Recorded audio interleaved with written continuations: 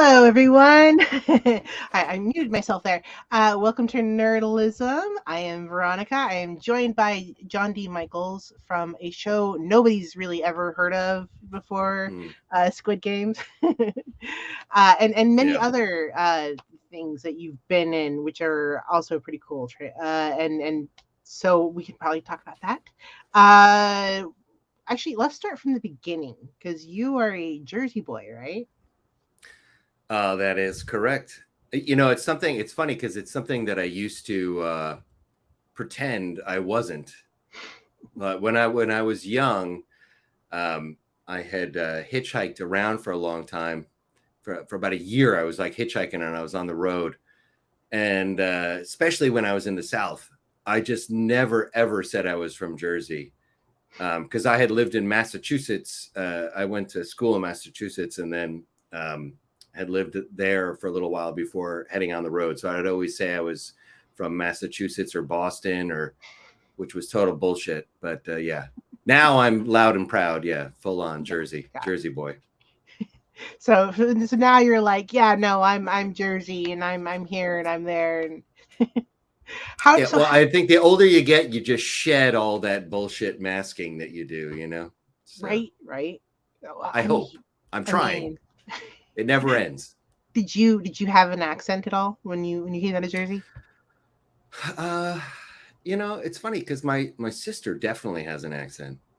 Um, and when I go back there, I get an accent again. Mhm. Um, so it's not super strong, but I definitely get, and like I say, water. I don't say water. I say water. Water. I button. I have the no T Mhm. pronunciation in the middle of a word. Um, but not. I never really had a super strong one, but my sister does. I Your sis- left when I was pretty young. My mhm. sister, my whole family stood there. I left when I was 15, and didn't really look back. So maybe it just it's up there. It's just years of acting, possibly. I don't know. It just never stuck. I guess I don't know. It was. But also where I'm from in New Jersey is I grew up in a town where they definitely have Jersey accents. But then we moved when I was 10 to like a rural town, which is closer to Pennsylvania. And that is less of a Jersey, um, and more of it's kind of a mix of Jersey and rural accent, I guess. Um, So Still pretty Jersey though. so were you suburbs, city? Like what was your background growing up? So when I was born, Mhm. um, so yeah, I guess we can go over. I can give you my the hospital I was born in, my Okay, pet's yeah. first name, my mother's maiden name. We'll just cover all the bases right We'll now. slow down past where the past Yeah. where answers. Yeah. So yeah, I was when I was born, it was in it was I guess you would call it a suburb maybe. So that place was maybe about a 45-minute drive from the city or so. But this was, I was born in the 60s, so commuting wasn't that far out from the city yet. Mhm. And so there it might have had some kind of bedroom community suburbish kind of quality, but that was still like our house was built on something we called the Big Rock, which was just this giant outcropping of granite, and then behind the Big Rock was you could just walk into the woods, and then it was woods for miles and miles and miles, and we had many adventures there. And then my parents got divorced when I was 5, and I moved. Me and my sister moved in with my mother to a little like side by side 2-family house in a small town that had kind of like a city feel. maybe, and it was like a very much an immigrant town. So our landlord was were Greek immigrants whose father had a Greek restaurant that my grandmother had been the hostess for. And our entire neighborhood was like across the street was like an old woman from Eastern Europe, and like an Italian family, an Irish family, and lots of Puerto Rican families. It was that was the that had become known as like the landing spot for Puerto Ricans and then South Americans. So when I was going to school as a kid there, that's where I started first grade and stuff. I could actually speak a little bit of Spanish, which I don't remember at all anymore. And then when I was 10, we moved out into the boonies, like serious, but it was strange. It was like you could buy a house for super cheap back then. My mother was a single mother on a nurse's salary. Oh. But her boyfriend at the time, who was a butcher, he helped her, or us, I should say, buy a house. I guess that's my understanding of it. And so we ended up moving into this house, which was like this idyllic, big 3-story house in the country. But we were on Maple Street, and or we were Maple Ave, it was called, and in this like town of like 7,000 people, which I think is still a town of 7,000 people, although it's fallen on pretty hard times now. But yeah, there was like maybe 3 people who commuted to the city from the town or something like that, maybe about 15 miles. Anyway, so that was a long-winded way of saying I would say I'm not suburban. I'm more, but like Dover, with the town that was like the immigrant town, that felt much more city-like in terms of like the mixed population and just the structure of it. It very much was like Queens or something. If you've ever been to Queens, it felt like you were in the middle of Queens. And then rural was awful. I mean, it was beautiful and beautiful country where I'm from, and walking in the woods forever. We would just leave the house, as soon as it was daylight, and then walk for, in the woods for, until it was nighttime, and then just come home. And that was pretty amazing. But it was like really redneck, and I was bullied quite incessantly for being a weirdo. So. Oh, so what were you into growing up? Did you do any superheroes, or what was your interest? I remember being very fascinated by animation at a very young age, but I wasn't really a doer. I was like, I was a thinker, and I would think, and it was enough for me to think about something, and I would just think, and and it was just as if I had like done it, kind of thing. But I was obsessed with. I had this fantasy in my mind that there were cameras everywhere following my every move, and I was an action hero. So I used to just do these like action moves around my house all the time. We were latchkey kids, so we were alone a lot. My mother would work double shifts, and I would like come home by myself when I was, after second grade, I guess, and just be at home doing my own thing, and that's the way I entertained myself. I was really into science books, and I was into like pretending I was an action hero, and I would jump off the couch and do these slow-mo moves and everything all over the house. And I was also into the Hulk. That TV show had come out when I was a kid, and I used to wear my Jets jacket, which was green, because my other cousins and stuff were into sports, and that was considered normal and the cool thing and okay to do. So I was constantly getting the sports stuff kind of foisted on me, but I was not into sports at all. But I would put my jacket on backwards and button it up backwards. And then I would go like this, like I was turning into the Hulk, and my pockets, I mean, the buttons would go pop, pop, pop, pop, pop, like ripping open as if I was the Hulk, you know, or ripping out of my clothing from growing up so, you know, big, getting all muscly. But yeah, I was into that stuff. That was when I was really young. When I was in my teens, I started getting into music. I had my best friend Neil, who's still my best friend. I met when I was 10, when I moved to the little town. And when we were in our maybe 13 or so, he started getting into punk rock. He turned us on to the Sex Pistols. And then he just like discovered everything. And he was just my conduit to everything. And I just learned all about music through him. And also he played guitar. So then I started playing guitar. He lent me his guitar, and then I picked that up really quickly. And I started playing guitar when I was maybe 15, I think.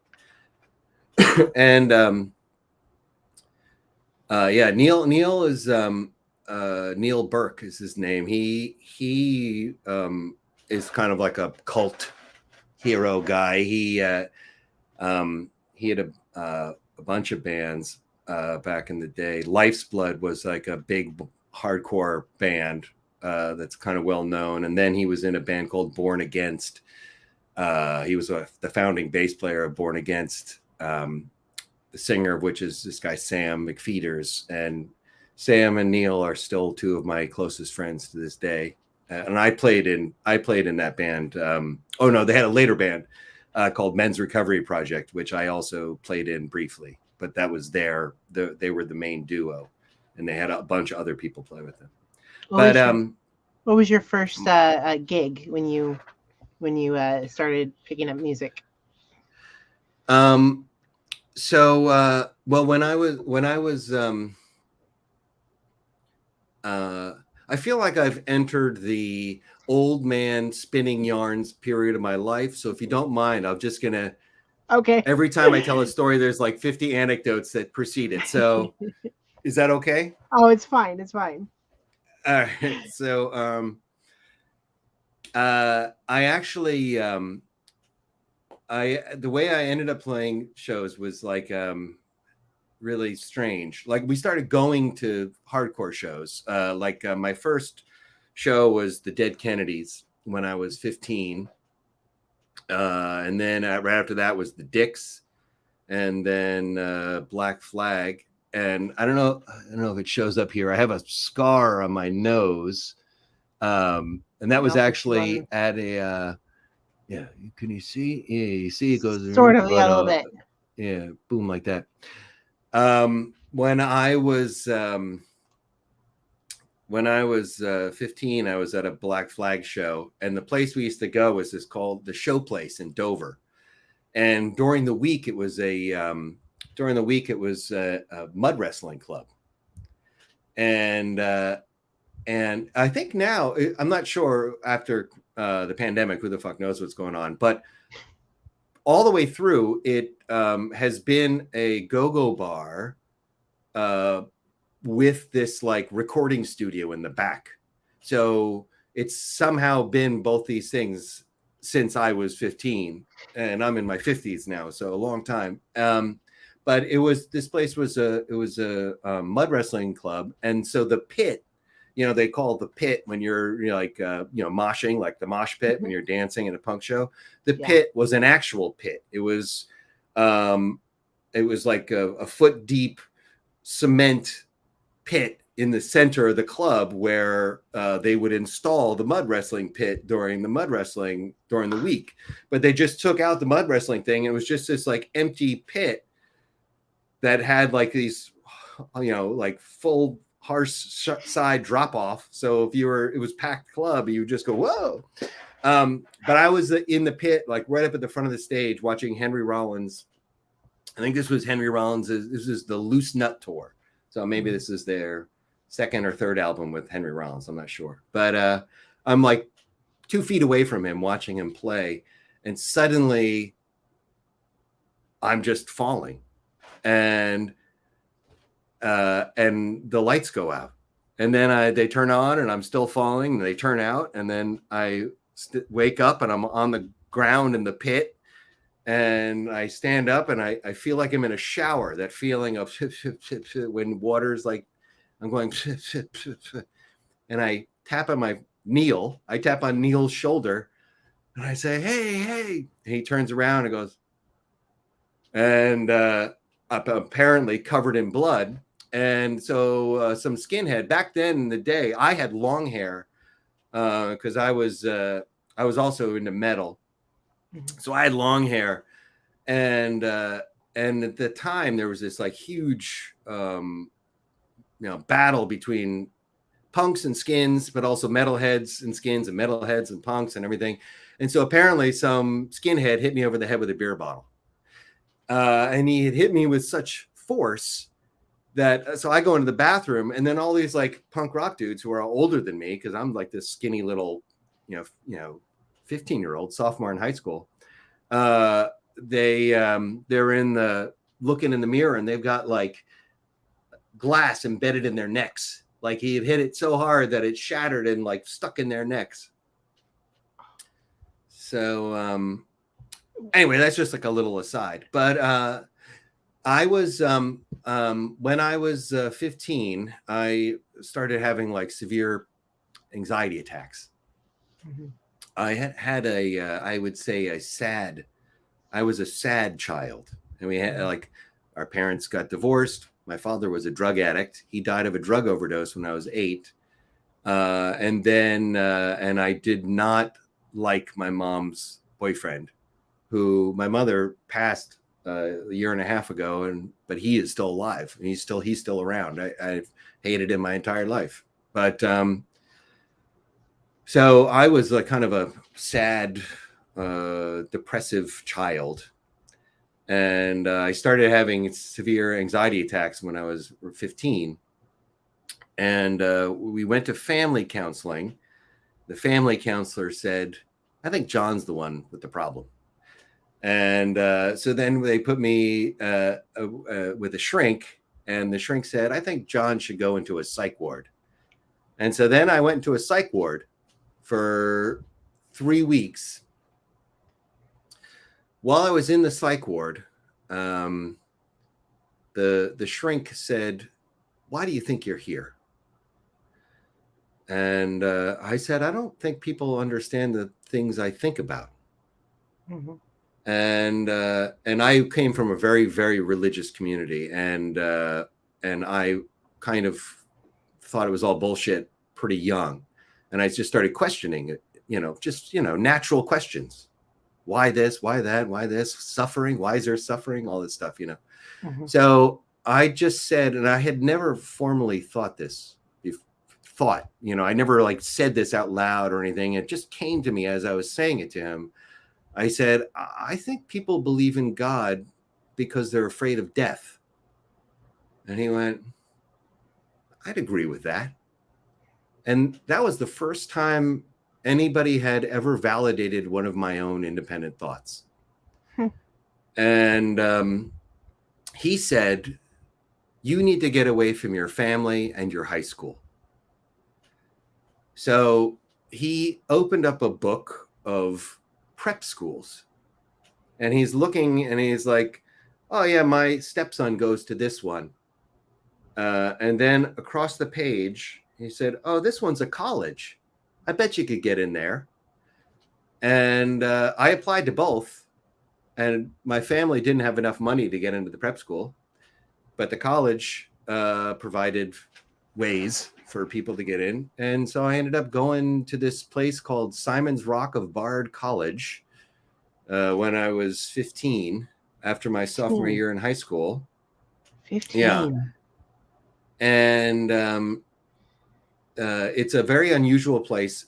Out of all the grades, only like 300 students go. It became like just like a place for rich people to dump their kids at some point. But when I was there, it was still kind of fulfilling the goals of the original founder, which was to just kind of provide an opportunity for precocious children to like get out of the system and move forward a little quicker, no matter what your background was. And but yeah, like the Coen brothers went there before they went to NYU. Who else went there? I think what's that kid? Ronan Farrow. I think he went there. I think he was like the Ronan Farrow is Mia Farrow and Woody Allen's son. Oh, I think yeah. he's the one who broke the Harvey Weinstein story and all that stuff. I think he was the youngest person to ever attend there. Anyway, I went there. I was studying music, and I also studied acting. It was I studied acting in high school too, but then I was like kind of, this is my first like formal education in acting was there. But music and acting were two of my things that I did there. And I had been playing guitar because Neil had lent me his guitar and I started learning. And then I got an acoustic, and then I would borrow people's electric guitars on campus. And this one day I had written this song, really, really cheesy reggae song. And I was like 16, and there was a band playing in our dorm in the basement.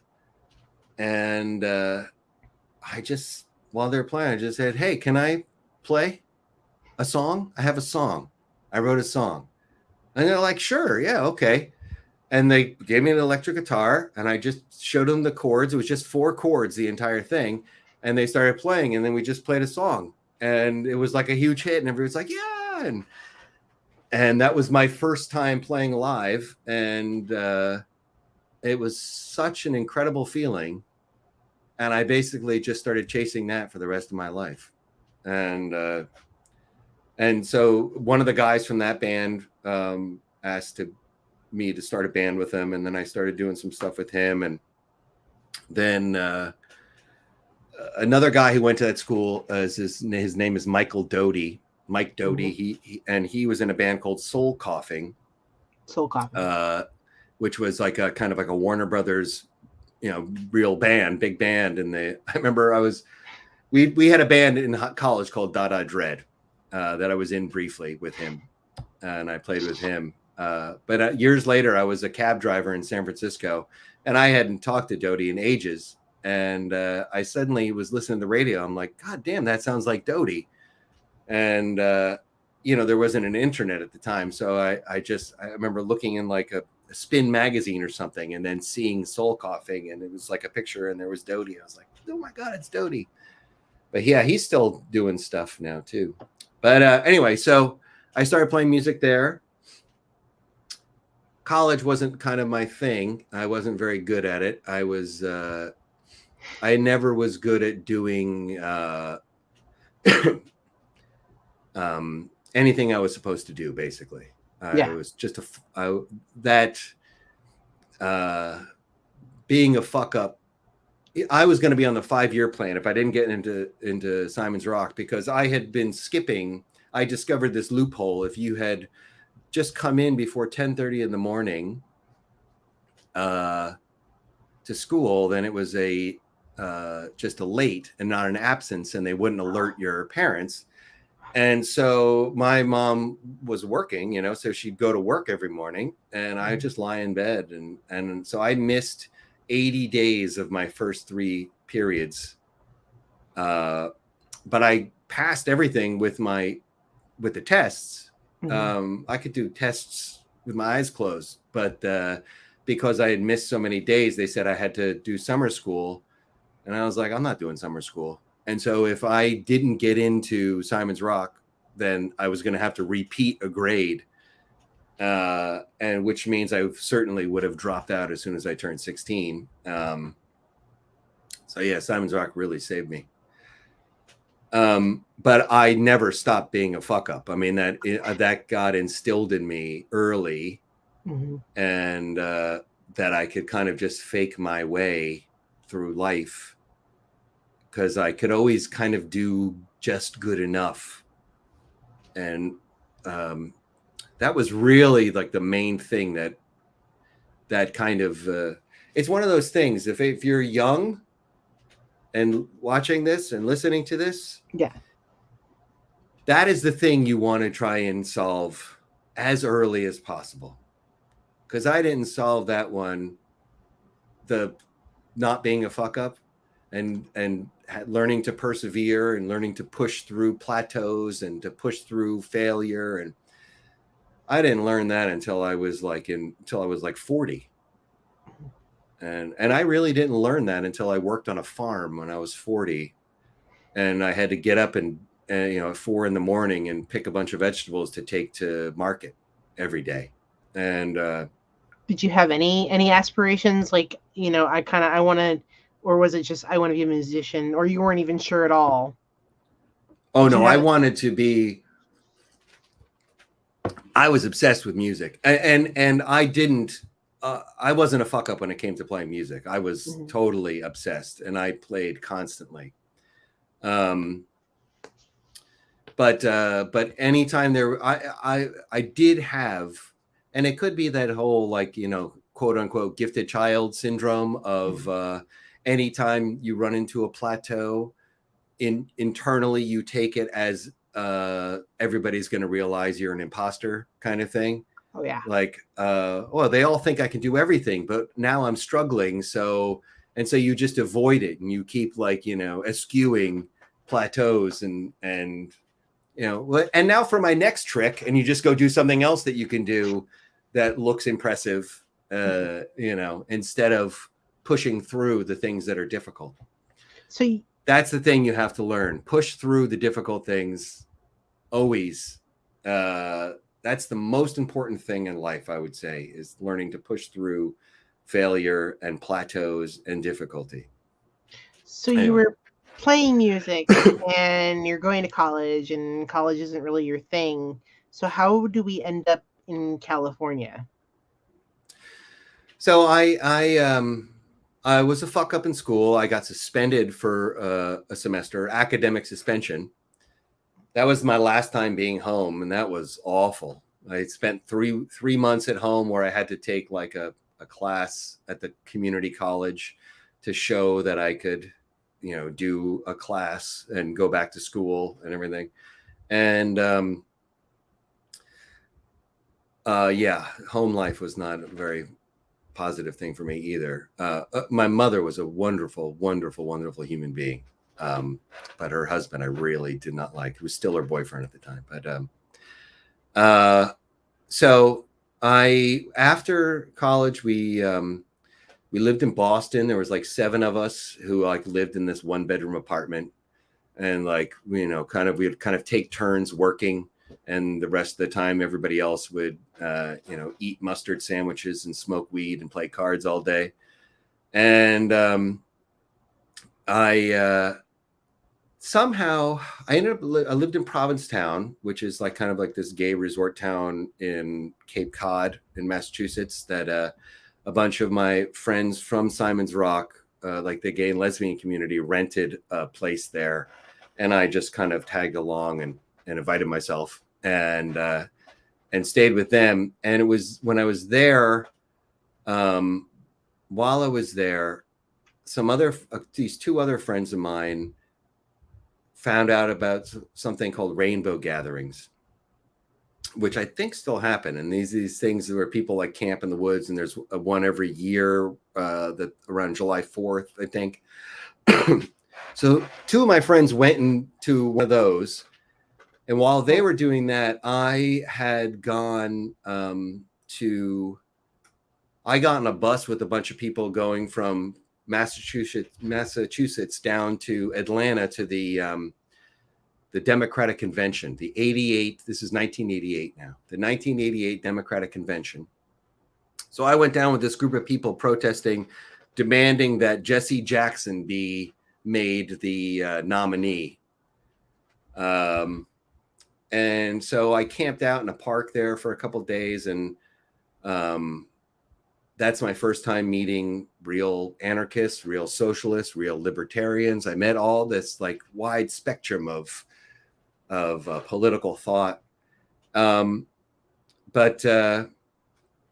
that experience of just kind of being out on this adventure by myself, and then my two friends who had gone to the Rainbow Gathering, they were like, we're just going to go to this other Rainbow Gathering, and it was in Pennsylvania somewhere. So once I got back to Cape Cod, I bought a bicycle and I started riding my bike, and I was going to ride to Jersey. Got maybe halfway there, got heat stroke, and then took a bus. But and then dropped off my bike at my mom's house. Packed I got a backpack, a big old backpack, packed it with stuff, and then just walked to the highway. I think my mom dropped me off at the highway, and I just started hitching. How old were you? I was, let me see, I was 18. Okay. And so then I started hitching, and I got all my money stolen about halfway to the gathering, but then finally ended up getting to the gathering and surprised my friends like, holy shit. And then me and them hitchhiked together in different, sometimes all three of us together, sometimes a different pair, sometimes one of us would be alone. And we kind of just like went around with like hippies for a while. They were all like deadheads and stuff. So we'd go to a dead show and sell beer so we could get food and drugs. And then like, none of us were really deadheads, but we would hang out, and basically that there's a gazillion stories just in that experience. But I ended up, that was about 6 months. And then I ended up in San Francisco, spent a few months there, and then went on the road again by myself. And then I hitchhiked and rode freight trains for another 6 months, and then arrived back in San Francisco. And that's when, once I got back that time, I somehow just became committed to being a musician. And I found some musicians I started jamming with, and just kind of started from there, and then found a band. My first band, I met this guy at a party, this guy Dave Rock, who is yet again currently one of my closest friends. And I was at a party in San Francisco, and he had been living in California for a while, but he was didn't want to be nice to me. I had met this woman, and who I was like kind of crushed on at a party, and I was trying to talk to her, and she introduced me to him, and he was trying to be an asshole. He's like, "Yeah, I'm from New Jersey." I was like, "Hey, I am too. Where are you from?" And so he says this tiny little town in New Jersey, which is the town next to the town that I grew up in. And so I was like, "Really? Well, I'm from Newton." And he's like, "What?" And then that kind of like punctured his "I'm too cool for you" thing. And we ended up being in a band together. And that kind of started my world of playing music. So I became a punk rocker there, and I was in a bunch of bands, put out some records. It's actually going to be in December. It'll be the 30th anniversary of recording my first record, which didn't come out until February of '93. So my first release 30-year anniversary will be in February of 23. Congratulations. Thanks. That is very cool. Are you gonna release or do anything for it, or? I don't know. I might put it on my YouTube channel that nobody goes to. So we'll plug that at the end of the show. yeah. Well, I mean, let's talk about that, because the punk rock scene is in California is huge. Anything kind of cool that you want to share with that? I mean, there was so much. I mean, It's like I remember I was just watching this thing. There was like some festival recently, some that Joni Mitchell sang at, and then Dolly Parton sang at. And while Dolly Parton was singing, she introduces Linda Perry, who is the singer who was in Four Non Blondes. But Linda Perry opened up for my band like in 92, no, 90, 90 in 1990, 90 or 91, must have been 1990. Linda Perry opened for my band at this like, oh yeah, that's right.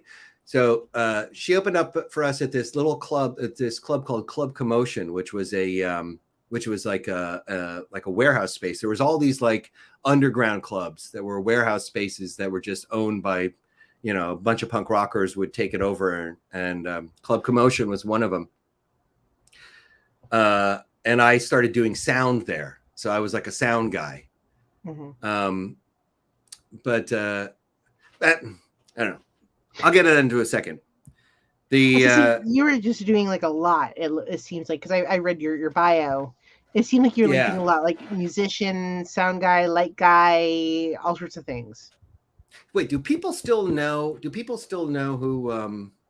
Of course they do, but I mean, it's so weird. So many of my references, like the of the things I've done and the people I've known and everything, have been forgotten. Right? Like nobody knows them anymore. So my references are like, I say a name and people are like, huh? But Green Day, everybody still knows who Green Day is, right? Green Day, yeah. Okay. So yeah, I did sound for Green Day once at this little tiny punk club in 92. I remember because this club was only around for like 3 months in 92, and I was the sound guy. And I was in a fight with my girlfriend. And I didn't want to be there. And this club was always a failure. Like nobody would ever come to the shows. It was always playing, it'd be like 6 people in the club, and they're always losing money. And so this was like one of the first times where there was like a bunch of people, because it was Green Day. But I didn't want to be there and I was just assuming, okay, I'm going to go there. We'll be open for a few hours. I'll go home. But then, because it was Green Day, there was a bunch of people. So we usually stopped around midnight or so, So I told them, hey guys, like last song. And they just were ignoring me, completely ignoring me. And they kept playing and playing. So then I just turned off the sound system and just walked into the front of like, there was like 2 rooms. There was like the bar room and then there was the club room. So I just walked into the bar room.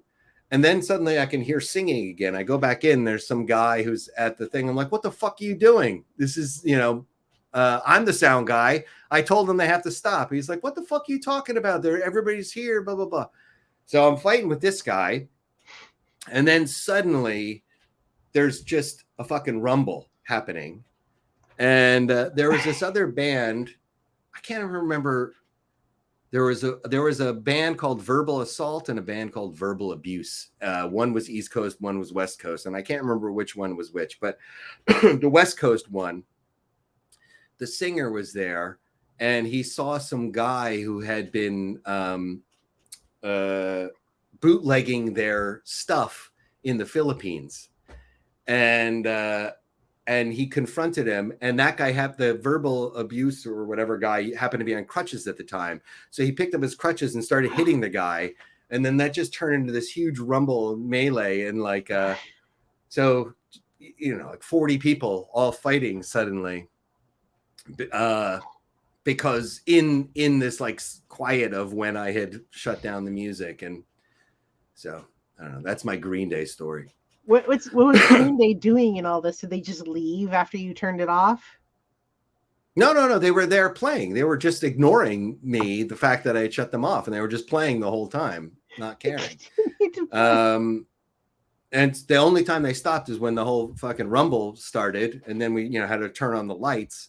Mm-hmm. And I don't remember how we all, said goodbye. I don't remember that at all. But yeah.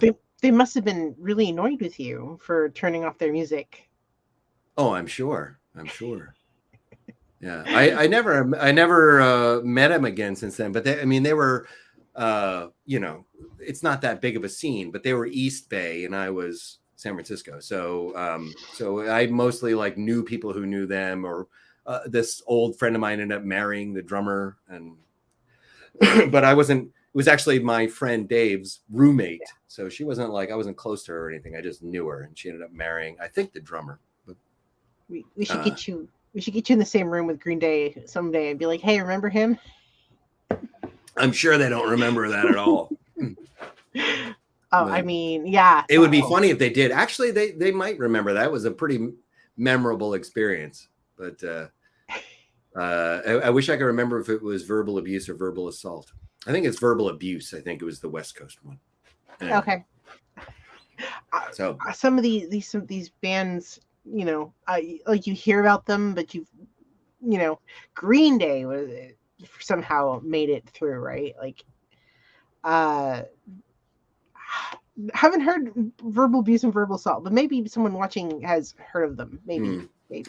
Oh, I remember Rancid was my girlfriend lived in this place that had a recording studio behind it, and I remember when Rancid first came out, that's where they were recording their record.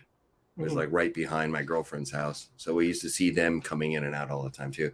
But that was like, I was totally not into Green Day and Rancid. That was like what I was, pop punk, and I hated pop punk. I still don't like it. I don't like it at all.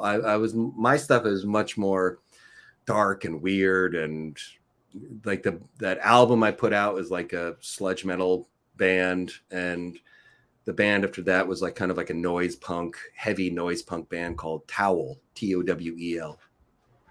And then Men's Recovery Project is like kind of a arty electronic punk noise thing. Yeah. So would you say you're more metal than punk? No. I would say I just not into pop punk. To me, pop punk is kind of like not really. To me, it was always not really punk somehow. Yeah. But I mean, I don't know. Poppy. It's just, yeah. But I'm over that now. I mean, I've grown out of judging other people's choices. You know, if you like that music, it's totally fine. You can love it all you want. I'm not going to judge you. I've got a bias. That's all. Like I was a early 2000s teenager, so I mean. So what were your bands that you liked then? Muse, Green Day. Yeah, it's just all the early 2000s stuff. So and then I got into metal. So I mean, but like Megadeth, I got into Megadeth when I was younger. But yeah, I like Green Day. Green Day was constantly, probably the early 2000s. Green Day was constantly playing in like everything you went to. So that's kind of cool that you were around them when they were brand new, almost. Well, they were actually. I mean, I think they were already like well established locally. Like they were known. There was a zine called Maximum Rock and Roll that was their main focus was 77 punk. Like, so that's what they considered punk. They covered everything. They covered, like, my band, the first record that came out, they reviewed it not very nicely because that was a sludge metal band. But you know, and my friend Sam, who I was talking about from Born Against the Men's Recovery Project, he was a columnist for Maximum Rock and Roll and stuff. So Green Day was like a darling of that world already. So they were already known because they were very like Buzzcocksy, right? Like they sounded like the Buzzcocks, and who I actually love the Buzzcocks, but I mean, Green Day was undeniably catchy. You know, you couldn't help it. But I don't know, just wasn't my thing. So you were working in your bio. You said that you were working in like all sorts of the slummy stuff. Yeah. So were you just like taking gig after gig after gig wherever you could get it, or? Yeah. Well, yeah, because music was my obsession. So that was like the main thing I wanted to be doing. And I just was doing that constantly. Mm. We would just play all night, stay up all night jamming um, but yeah, I worked in clubs like doing or bars, either bartending or doing sound. But I mentioned in the bio that when I was 19, I worked in a strip club that was famous for becoming the first strip club to ever be unionized, um, called the Lusty Lady. But I worked there many years before that. But I ended up getting fired from there. And one of the reasons I got fired primarily for being incredibly lazy. But one of the reasons I got fired at the time when I was working As there, this was 19-year-olds are. yeah. As a lot of 19-year-olds are, Well, I yeah. mean, it's hard to summon up the energy to clean out a booth in a strip club, you know. So I'll let the imagination go wild there to imagine what that was like. But there was like a break room that had like a notebook, a ring bound notebook, and people would write notes on it, and then you just turn it over and then write another one. And so they'd write notes to each other to the next shift or whatever they wanted to say. And at the time, it was the first strip club that had like a female manager. So there was like one female manager, and then two male managers. And this club is so, I mean, this is 1989. So they still have like film loops, like like a peep show is like like it's 100 channels or whatever of video, and you can look at all these things. This was like 16 millimeter loops of sex scenes. So it's like you literally just go into a room and it would just be one scene that would play, and wherever you happen to turn it on, that's where it was starting from, right? And that's how old this place was. So so they have their first woman manager, and they help because they have a peep show with live nude women, right? Mm-hmm. And so and she had been a dancer there, and they started increasing the pay for the women. And I remember it had gotten up to $14 an hour, which in 1989 was quite a lot. A lot of But money. then they started firing women like for one time being late. They started getting incredibly strict. They're like, okay, we're going to give you more and more money, but like one infraction and you're out. So all the dancers are getting very upset about this. So I wrote on this board, I said, it doesn't matter that you have a female manager if they're going to keep firing you like this for every little tiny infraction. You're not going to have any real change until you unionize. And then I looked at it and I said, maybe that's not the smartest thing to say. And I didn't rip it up and toss it in the trash. I just took it and I put it to the back. Well, then one of the dancers went through everything and then found it and put it back to the front. And then I was fired soon after. But many years later, well, I mean, to me at the time, it seemed like many years later, but I guess it was probably like 4 years later or 5 years later, maybe a little longer. They actually unionized and became the first strip club in the country to unionize. So, but I think they're long since gone now. But they were a unionized. I'm super strong union guy. I think the destruction of unions is the destruction of America. Everything we're seeing happening in America right now can all be traced back to the Democrats abandoning the union in '92. Of course, after Reagan demolished them all, the fact that the new Democrats under Clinton didn't rise to their defense effectively enough, I think, is the great undoing of America. So it's possible you sowed the seeds for the first unionized strip clubs. I think there's way too much of a gap between when I said it and when it actually happened. So I would never take credit for it, but I think it's an irony that Yeah. that's why.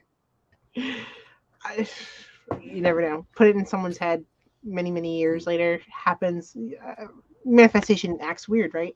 Yeah. Let's fast forward a little bit because you were you helped with Hurricane Katrina because that's an interesting story.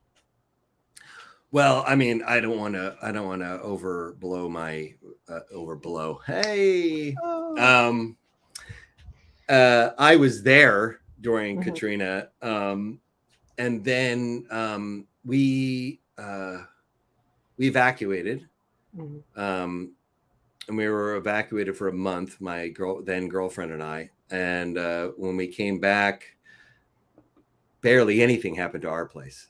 We were on what was called the Sliver by the River, which is uptown, and it's one of the oldest sections because it never flooded because it was the highest ground.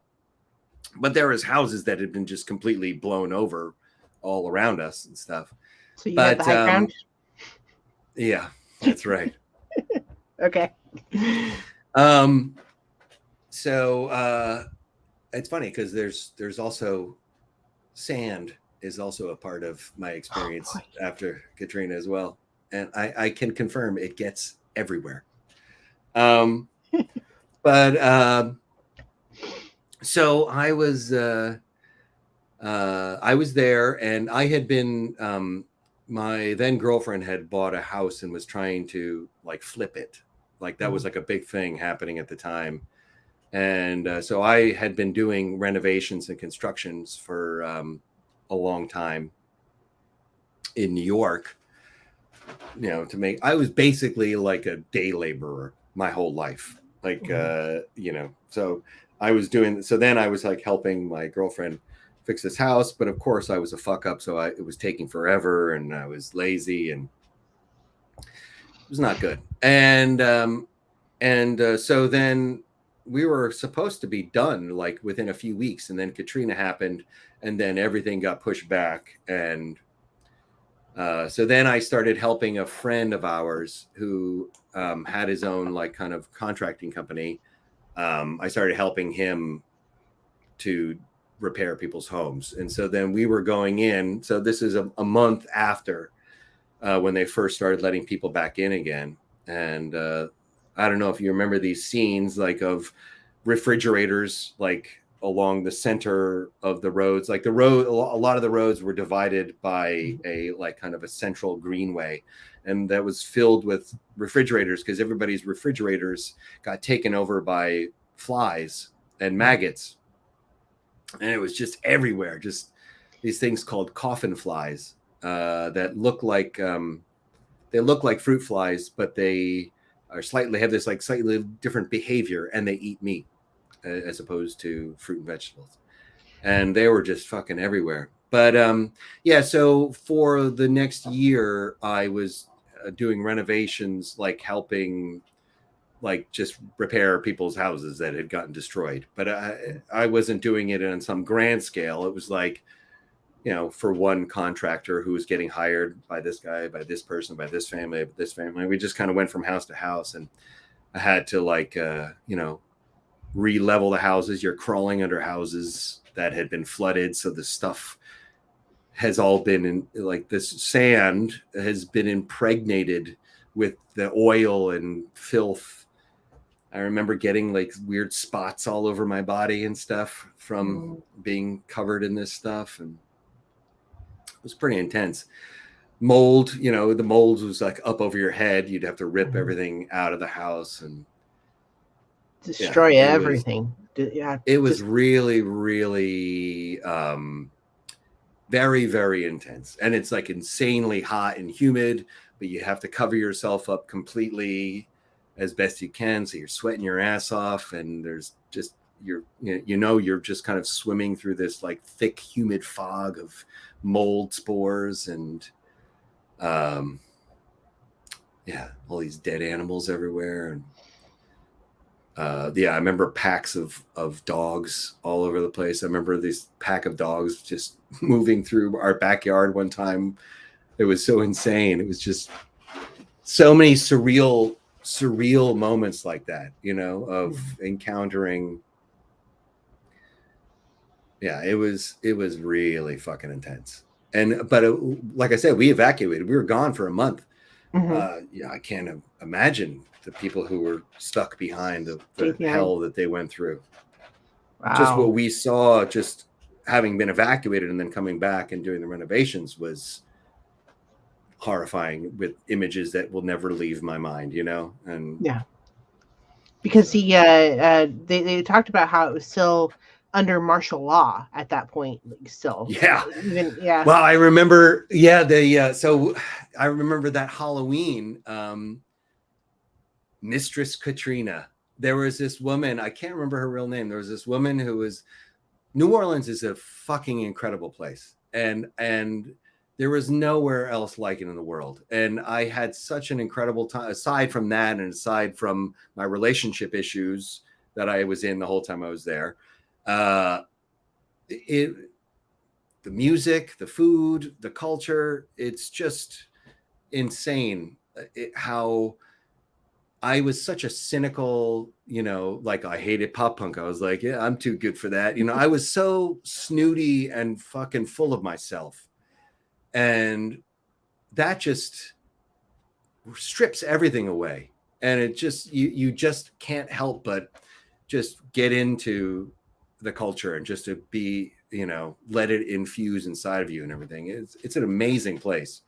But I remember there was, on Halloween, it's martial law. So there's these Humvees with these guys with AKs everywhere, right? And they're driving around. And so these, we're marching. People love to march, and they have second lines, and they have little parades. So we're doing this like small little parade. And there's this woman, oh, God, I wish I could remember her name, but she was like a local stripper, kind of like she did like, modern day stripping, but she was also kind of like old school, like burlesque kind of stripper as well. And she was dressed in a dominatrix outfit.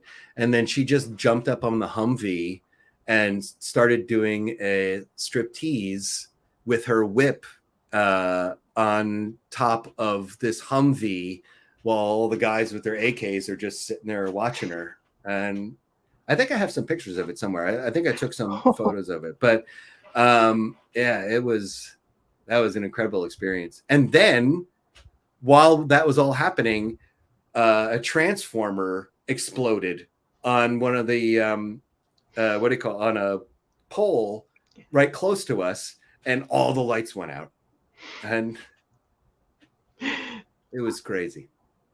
So almost like right behind her, like a concert, right? Almost. Yeah, I mean, I wish it was like as if it was like Flash Dance or something, but no, Yeah, she was right. actually. I mean, it was actually the other way, unfortunately. Yeah. But it was still this huge explosion, and then all the lights went out, so it was still very dramatic. What was that like? What was the atmosphere like living under martial law? Because not many people understand what that even means or what that is. Where like there's no law, basically. It's almost like no country. You guys were, for anyone that doesn't understand, that's like there is no law. Like the military has taken over. You can be held for anything and everything, and you don't have really any American rights. Like, what was that the atmosphere like? There was only one time we got stopped when we were coming, because there was a curfew, and Mhm. so we were coming home right on the edge of the curfew, and we got stopped one time. I mean, it's never a comfortable feeling when somebody with an AK-47 is standing at your door, right? Mhm. But nobody was like rude or anything like that. Like, we were just like, yeah, sorry, we're on our way home, and they were like, okay, hurry up. Yeah. Um, Other than that, it was everybody was just kind of trying to do their best to kind of get back to normal. Like, if there was a place open, you tried to go there. There were people, you know, the just to kind of support it and keep it going. There was no groceries really, so you had to eat somewhere. So I remember, like, you know, you would just go to this place. We would just go to this place, and they just had a simple. It was just eggs and bacon and grits, and on a little styrofoam thing, and you just go there, and that's all you could get, and you just get that, and but it was no. There wasn't a sense of fear of like somebody's gonna like tear us apart or take us down. Or what did happen to me though is that somebody stole my identity, stole my name. So there was like a relief check, and I never got my relief check because some guy claimed to be me. And then when I tried to make a claim about it, they said I had waited too long and all this stuff. And because I had to like get all this paperwork, and then the paperwork that I had to get didn't arrive back in time. And so then they said I took too long, even though it was just the bureaucracy that was taking too long. Oh. Yeah. So that was kind of a bummer. But I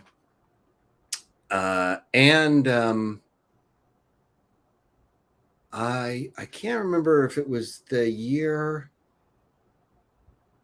I can't remember if it was Katrina, because the year before we also had evacuated, and while we were evacuated, we got rear-ended by this drunk guy on the middle of the highway. And so I made a claim, and then when I went to go to their insurance guy, I said, "Yeah, so is he going to just pay us everything?" And he's like, "Oh, no. He says you backed into him." And then that turned into this big fight. And so we got this lawyer, and then he wanted me to like wear a neck brace and all this stuff, like full on.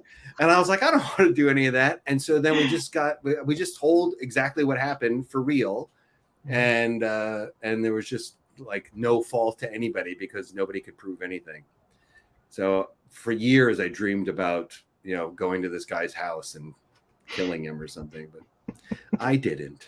You didn't. That's what counts, right? Yeah. Fast forward to your living in LA at the time, when you go and get the job in Korea. Yeah,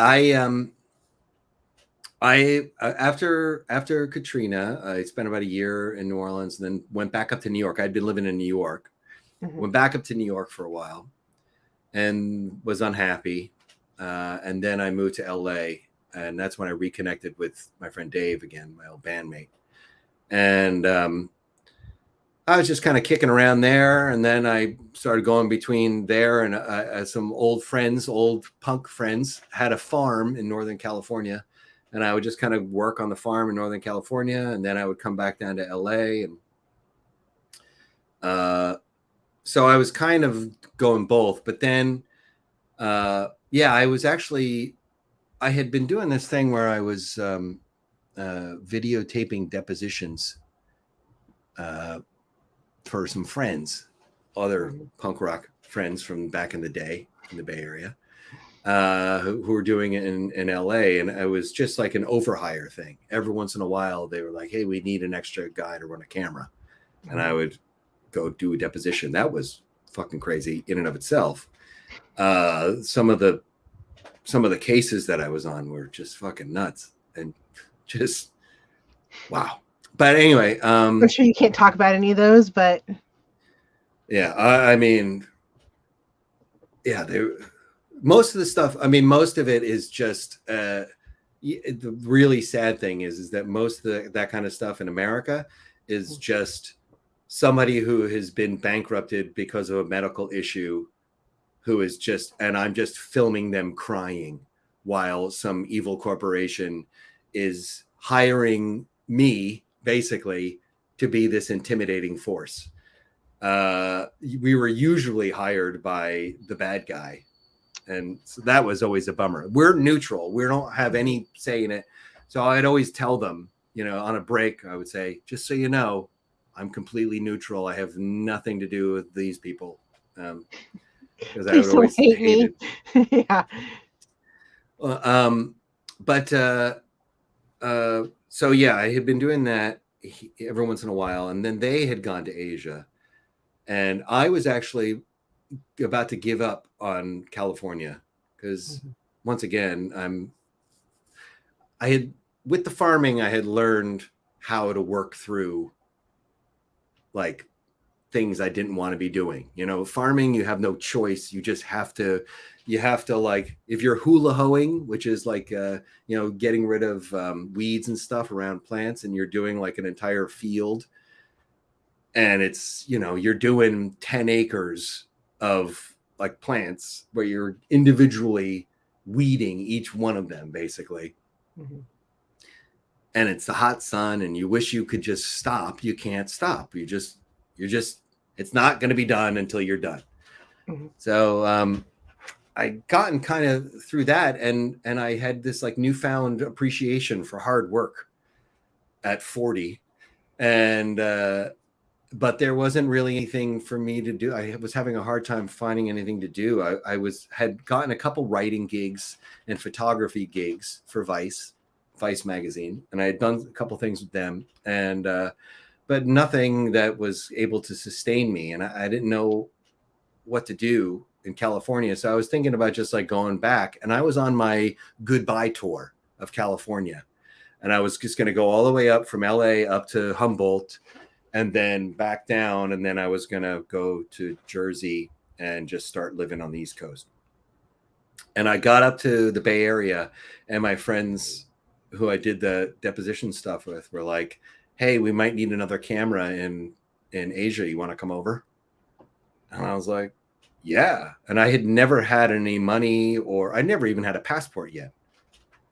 I'm in the process of getting my second passport ever. This was my first passport, so I was like, okay, I guess I'll get a passport. I got my passport, and then yeah, they sent me over here, and I actually, while I was on my way over, flying over, the job actually canceled.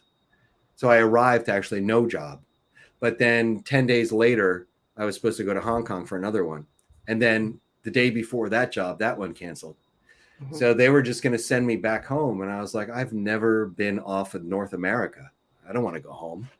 So I Mhm. had like a few $100 cancellation fee, and I was like, I'm just going to stay here and see what happens. And I just stayed, and then I started getting work, that deposition work. I started getting a little bit of that here and there for them. Like I would fly to Hong Kong for a while, or Taiwan, or Korea, Mhm. and I just stayed. And but 5 months after I'd been here, I was living in what they call a goshiwan, which is like the in Squid Game, the guy lives in a goshiwan, that little Oh. tiny like little apartment he goes to. Mhm. But that one was even big compared to the one that I was in. The one I was in was like it was Broom like a little closet. L shape. Yeah, it was literally a closet with like a little L that's like maybe like this wide that the cot was in. Mhm. Um, but yeah, and but then after like 5 months here, I met somebody who I fell in love with, and Love of who your I am life. still in love with. And yeah, and she's in the other room brushing her teeth right now. I can hear it. I was gonna So say that sound. yeah. And you've been there since. So, uh, Squid Game. I'll ask you Mm. the question because I love a lot of people. And I talked about this when Terry was on, where a lot of people go, okay, I see where you are. I see where you've been. How did you kind of get there? What was your applying for Squid Game like? Did you even know what that was? Did they explain what was going on? Yeah. Well, first of all, I had been acting here for several years before I got Squid Game. Hmm. I started acting here in 2014. I started doing voice stuff. And then my first on camera was 2015. Um, and then I started, yeah, wait, so 2015, I was um, I was 45. So that's just remember, kids. My first time getting on TV, I was 45. So don't give up. Just keep going for it. So, but I was unusual in that I do theater here as well, and there's like a whole theater world, and I did theater back in New York, in my 30s and stuff, and there's like a whole theater world here that is like teachers and stuff, like people who are here teaching English who don't have a visa to be in the entertainment industry. They're not legally allowed to be in the entertainment industry, but they still want to act and stuff. So you have all these people who like got their degree in theater who are teaching English, and they're doing theater here, like, it's all for free. It's like they're not getting paid or anything for it.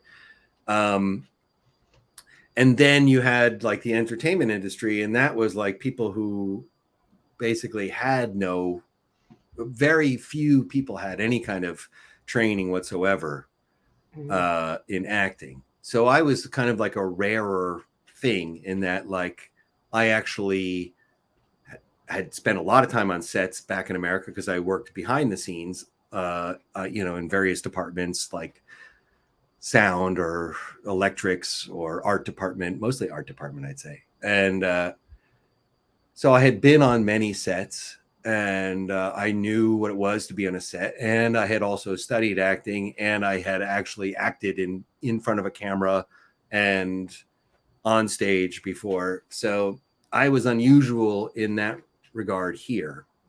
Mm-hmm. So I kind of became kind of separated from everybody else kind of right away, and there was like a few people who were like that, like they had a certain skill level, and we would kind of get elevated. So we got like that kind of happened right away, where I kind of fast tracked. Like 2015 was my first time on camera, like playing like a reporter for something, and then I had my first recurring guest star I shot in 2016, where I was flown to Budapest to film a bunch of stuff. And that was Man to Man. That was the first ever Netflix original K-drama. And then, so Squid Game, it started like everything else. An agent here, casting agent, asked me to audition.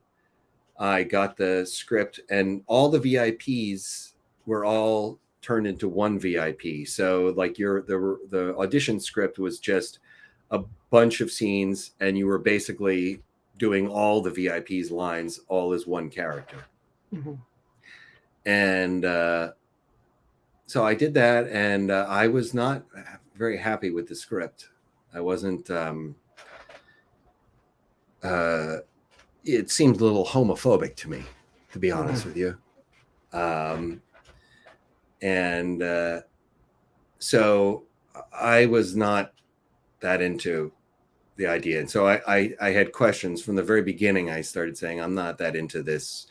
I don't know if I would feel comfortable participating in this. That I would need to talk to the director to find out what his intention is with this character, Mm-hmm. And so then I heard nothing. And then it turns out that the casting agents had been fired for some reason, and they restarted from the beginning. And so a different casting agent asked me to put myself on tape. So then I put myself on tape for them. And the script had changed slightly, and it was less offensive. And so I was like, okay, but I still wasn't that comfortable with it. And so then they were still trying to find people. And so then I got contacted by somebody who was like a friend of somebody in the production. And they asked me to go on tape again. And I was like, well, I've already done this. And I was like, listen, I'm not into it. Like I was actually, it's funny, I was actually, the movie that had just come out, Bisang Sunin, Emergency Declaration, the one that's out right now in America, I was filming that. I was on set filming that, talking to this person. And I was like, listen, I'm happy to come in and read or whatever, but I would need to talk to somebody to find out what it is is up with this character and what they're doing, and which ended up being Jeffrey's character. And so it turns out that they had been looking for that character, somebody to play that character, because Jeffrey doesn't live in Korea. He lives in Thailand, so they brought him in specifically. They couldn't find somebody here for that role. So so then finally, the second people that had contacted me, they got a hold of me. And they said, hey, so they want you to play a role. They want you to be VIP 1. And I said, can I see the script? So they sent me the script, and I saw that I wasn't VIP 4, because at that time, because like I said, that they were all just one VIP. It wasn't separated into the different ones. So then I said, okay. Exactly. And yeah. If I was VIP 4, I don't know if I would have taken it, because like I said, without being able to talk to them about, because to me it felt like there were in kind of like a meta way, the kind of what the series was saying was okay behavior, not okay behavior. In the original script, there was like stuff happening between with those the naked people who are all around us. They were all kind of getting used and abused in various ways in the original script. And the only thing that had repercussions negative to the VIP was homosexual behavior. That was how it was in the original. And I was like, well, that seems like it's making a judgment. And so I was like, and I'm not comfortable with that. And so I was like, I would want to talk this through before I would do this. But yeah, like I said, they took out all that other stuff with all the other using and abusing, and it just became this one thing. And then it just kind of becomes a debate. It's like, well, yeah, I mean, like it's not like all gay people are magical gay people who are all perfect, right? Or bi people or whatever it is, So you can still have, just an asshole who happens to be gay, So, and that's, so I think it's okay. I think you could view that like that as well, what happened in that show. But the thing is that the thing that's strange is that in Korea is kind of like culturally is kind of the 80s maybe we're at now, or something like that.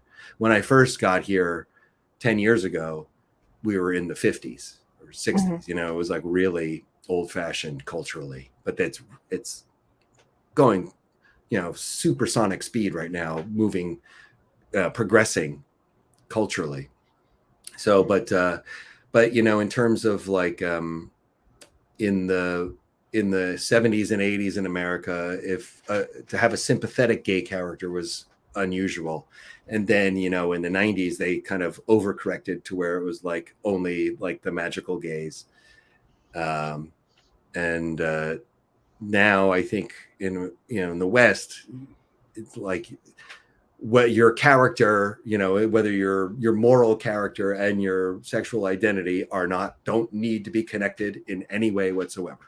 And as it is in real life. So, but I'm not sure if it's like that here, so that's the other thing that's a little weird about it for me, is like, I don't know if they still make that separation, or if they are to the point of making that separation on a large cultural scale between moral character and sexual identity. But and going back to the show, were they calling it a special name? Because a lot of productions tend to have a working name and it doesn't match what they publish it as. Was there a certain name they used at the time? Nope, it was Ojinga game from the beginning. And Ojinga means squid in Korean. Mm-hmm. And game is like game means game. Game is like a word that is a borrowed word that is like camera is camera. Mm-hmm. You know, computer is computer. Cool. Game is game. But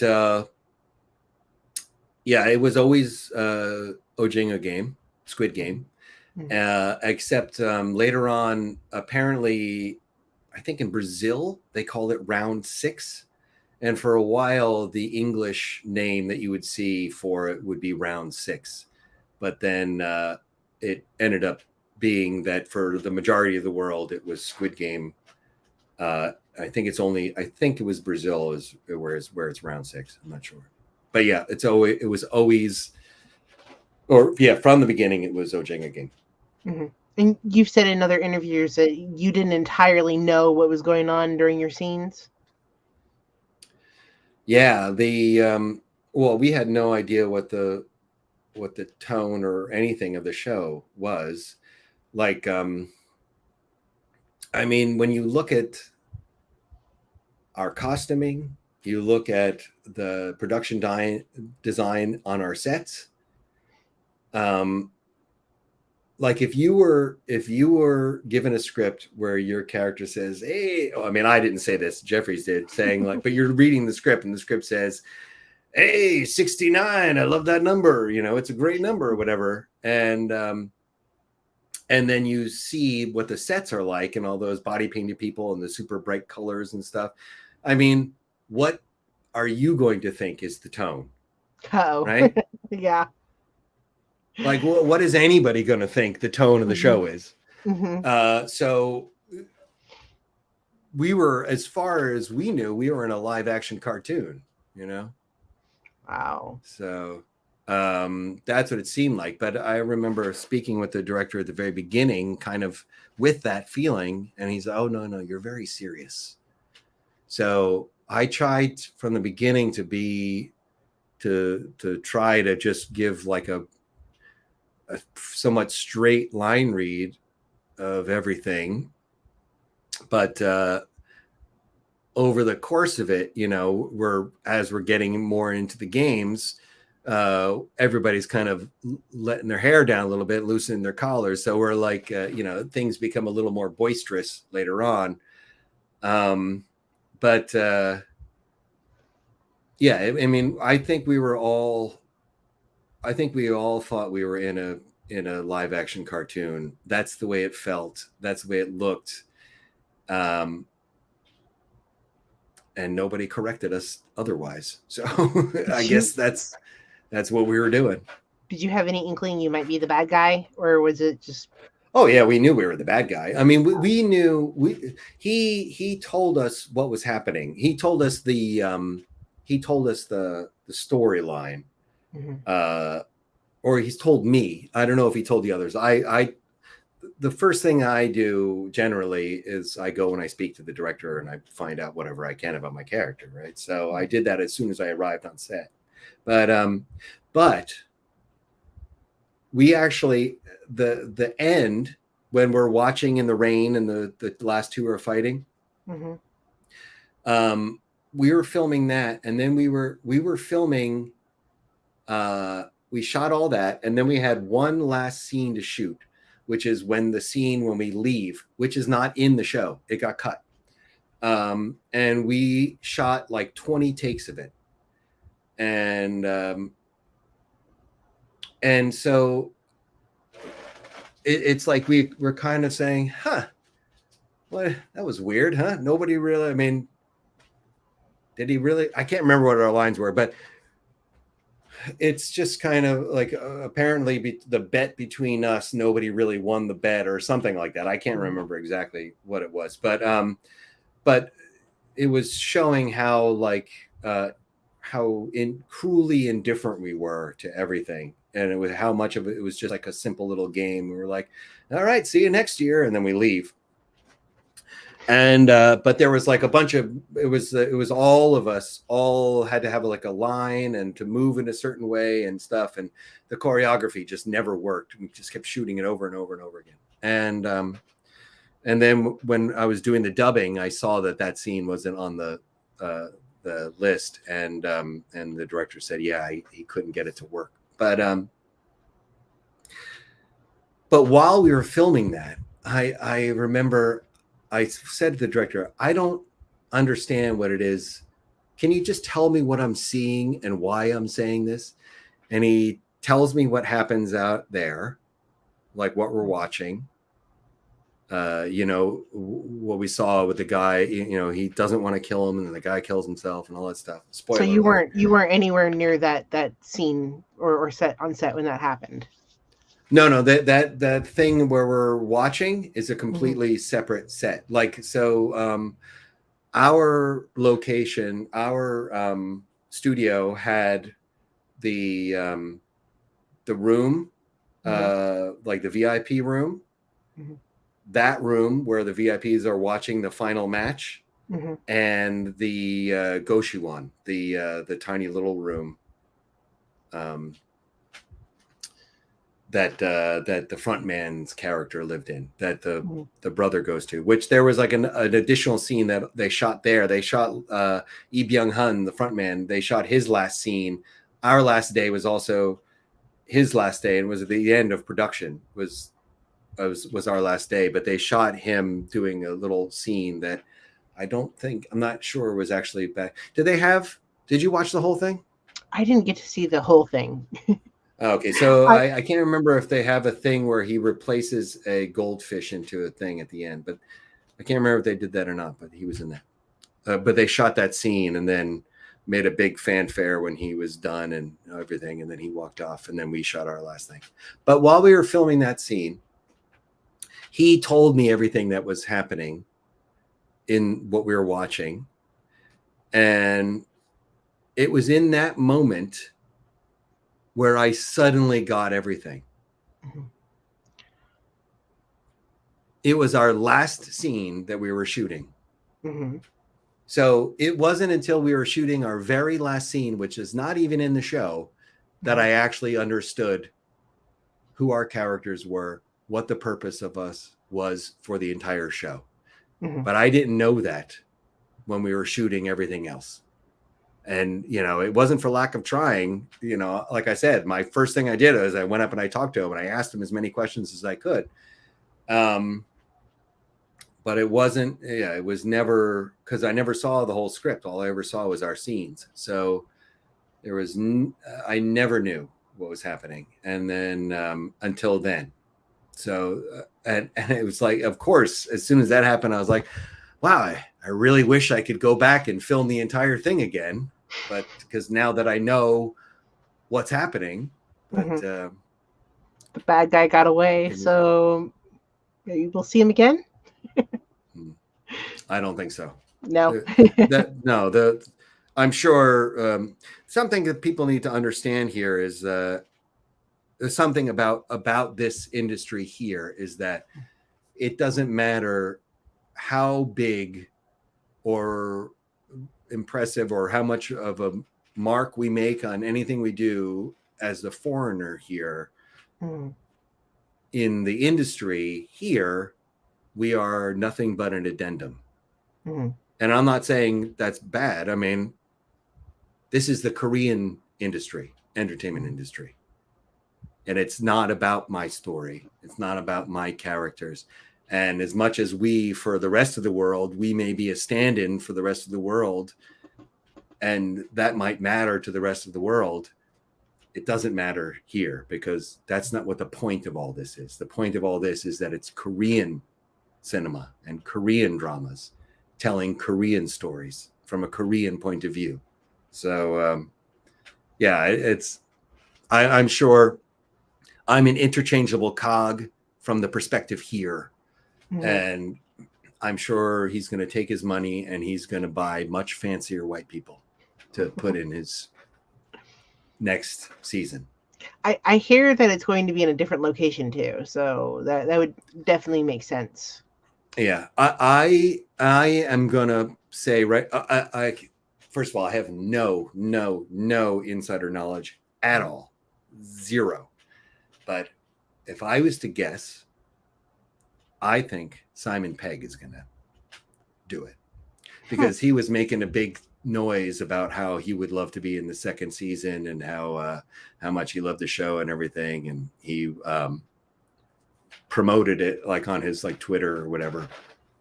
So, that would be scary. but I don't know anything about what's going to happen at all. This is my guess. That's a we'll revisit this probably 2024 and we'll see if that's right. I mean, that'd be interesting to see. That'd be very scary, Gollum playing a bad guy. Actually, he's done a lot of really awesome stuff, but that'd be cool. I hear there's rumors still going around. I don't think they've confirmed it, have they? They haven't confirmed anything that it was going to be in Europe or something, like Russia. I have no idea. I don't know. I don't really I don't really pay attention to it, to be honest with you. I'm not like keeping up on what's happening or anything. I don't really like I said, it's I don't have any of the romanticism about the industry here at all. I don't think I have any romanticism about the industry anywhere in the world. And so I don't pay attention to it very much at all. Like I don't read the trades or anything like that. I just live my life.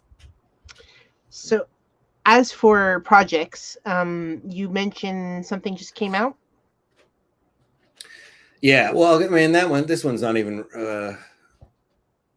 the one I'm in right now. It's kind of Blink and You'll Miss Me. I'm not real. I have a one line that I say off camera, and that one was. But I mean, the filming that was amazing. That the front man, Lee Byung-hun, is in that, and so I worked with him on that one. That was my fourth time working with that guy, but Emergency Declaration, that's the one that's out right now. And we shot that one with no script. The mains had a script, but for all the passengers, all of the passengers on the plane are all like journeyman working actors in Korea, like people who have been in the industry for a long time. There was like no extras in the movie, in terms of the passengers on the plane. And what they did was every day they would just give us a shot list, and they would reveal the next point of the story, and then we were supposed to just improvise based on that. So the entire thing is improvised by us, and every once in a while they'd say, okay, wait, why don't you do this? And then they'd bring a camera around, they'd set it up, and they'd have you do something. So I filmed a bunch of stuff, but then we all did. But then the stuff that was in the plane is compressed so much that like none of that is in there. So it's just kind of me in the background here and there. There's one little action shot of me from behind jumping over a chair, which I was so excited about. I was like, I'm gonna look like this athlete, and it does. It looks good, but you can't even tell it's me, so it doesn't even matter. But after that, I have coming out next month, and I'm assuming this is going to be international in some way. It'll be streaming probably, but it's called Confidential Assignment 2 International. In Korean, Gongjo 2 International. Gongjo is the Korean word for it, but title for it. But it's Gongjo. The original is kind of like the Lethal Weapon of Korea. Oh. Okay. And it was very popular show or movie. And so this is the sequel, and this one has Daniel Henney in it. And so the FBI becomes involved, and I play Daniel Henney's FBI boss. So this is actually, in terms of a character, this is and actual lines, this is the biggest movie character that I've done.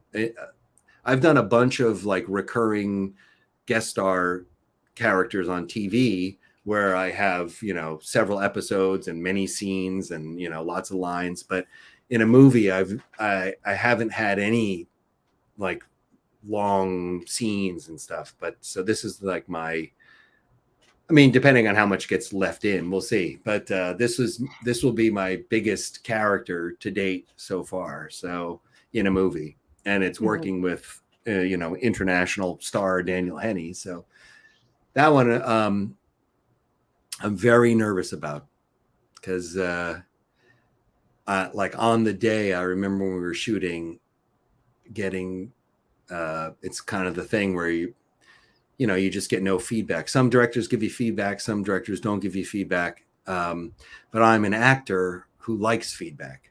I like to know if I'm in the ballpark, I love a correction.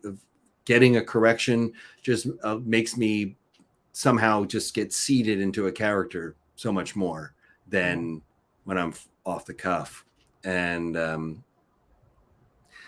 so, it's one of those things. You get one or two takes, you do it, and then it's behind you. And you're like, well, shit, I hope that was okay, because I don't remember what I did at all. And so it's always so nerve-wracking waiting for something to come out because you have no idea if you biffed it or not. And, so I'm just sitting here waiting like, okay, I'm either going to be, nobody's going to say anything, which would be a victory, or I'm going to get my ass handed to me and I'm going to hate myself. So good luck. And I hope, thanks. I hope it's great. And hopefully we see you in America soon. Hopefully. I hope so too. Thank you, Michael Bertera, for wishing me luck. Good luck. Yeah, good luck. And yeah, hopefully we see you in America soon at cons and events and yeah, that's the goal. That's what I'm hoping for. I would love to. I haven't been to a convention since the 80s. So I would love to participate in that scene. And what I really want to do is I want to do conventions, and I want to find people local in every convention who want to do Squid Game henchmen cosplay to walk around with me as my henchman. That's what I want, or to be stationed next to me or whatever. And I'll take them out to dinner or something like that afterwards. But I wouldn't be able to afford to, I'm not. It's not like I'm some massive celebrity who could pay everybody. But I'll take you out to dinner. Have good conversation, have a little party. Yeah. So if you guys are interested in anyone has a Squid Game cosplay, you know where to contact him. And speaking of contact, how does anyone get a hold of you if they do want to talk to you, ask questions, follow you? I'd say Instagram probably is the way to go. My Instagram is you can just search my name, but my ID is Sudden_A and SUDDEN_A, which was the name of a character from a short story I wrote many years ago.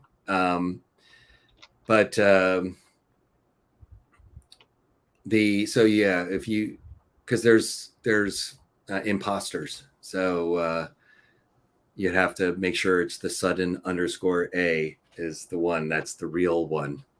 And I'm not famous enough to get a verification yet. There you go. And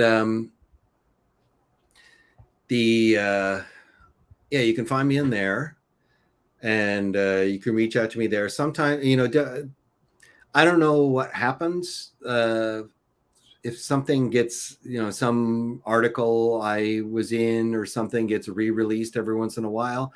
But I once in a while will get this like hit by a series of of message requests, and then people fall by the wayside because I don't really spend a lot of time doing social media. Mhm. So when I do, sometimes stuff gets buried. So apologies if you do reach out to me and I don't get back to you, because sometimes, yeah, it just for my own sanity. Long before Squid Game came out, for my own sanity, I find that social media just destroys my mind. It was I told you how I was a depressive, and if there's anything that takes advantage of a depressive mind, it's social media's shit. So Social media. I try to stay away from it as best I can, but it's a necessary thing today. So the one I mostly do is Instagram. Okay. I do Well, put up content on YouTube, which you can check out my YouTube channel, but nobody does. And I don't really mind. I don't really care. I'm not like looking to get rich from doing YouTube or anything. how do we search you on YouTube? You might just be able to search my name. My channel that has the stuff on it is John D. Michaels, but that's not the channel name. It's a string of numbers and letters and whatever is the. Yeah, that one you have to be. I think you have to be a official too, or have so many followers. Nerdalism is having the I same have issue. 66 followers. Very cool. That I was very, very excited when I got above 50. Well, that was a banner day. Anyone watching, go follow him. I think you have to have 100 to become official. So go Really? follow him. Yeah. Oh, I'm so close. Only another 6 years and I'll get there. So, I have to say, V, this was I don't normally, no, in my real life, this was the closest to my real life that I've been on a podcast, in that I tell long, rambling stories that have 50 sidetracking anecdotes. So thank you for indulging me. I hope that wasn't too boring for everybody. Thank you for the interesting stories. Those are so very cool. And there's a million of them, guys. You can't even imagine. He sent me like this huge bio, and I had to pick because you can only shove. And in fact, we went overtime. We went an hour and 42 now. So what is it supposed to be? Generally we only go about an hour on these shows. Oh, wow. But I was having so much fun with the stories and I couldn't pick just one, so we went over a little bit. Oops. Thank you so much for joining me on the show. I had such a good time, and good luck on your movie, and hopefully I interview you in person, maybe. Yeah. I'm looking to get, hey, by the way, Nerdalism people, I want to get into animation. Like I do voice work. If anybody's looking for a voice actor, that's important. But I am looking for collaborators to bring some animation stuff to life. So if you are somebody who's like trying to get into like Blender or Unreal Engine, and you're trying to get something going, I got a couple things that I'm working on as a writer that I'm looking for collaborators for. So, and I always love working with people who are just getting started, looking to figure out how to do something. So if anybody's looking to collaborate on stuff, get in touch. And a good way to get a hold of them is down below. Yeah, and I'll try to pay attention to my message requests because, like I said, I sometimes just don't even look at it for a long time. So, all the fans. Hopefully, you have like all the fans blowing up your messages. Thank you so much for being on the show. Hopefully, I talk to you every day, but hopefully, Nerdalism hears from you again soon. And thank you so much, John. Thank you, V. Thank you, everybody. Join Nerdalism next week. I'm not clear on who's going to be joining us. But join every Saturday. We go from 6 p.m., 6:15 Pacific Standard Time. So thank you, everyone, and have a great week. Oh, and John, stick with me after the show. Bye, guys. I will.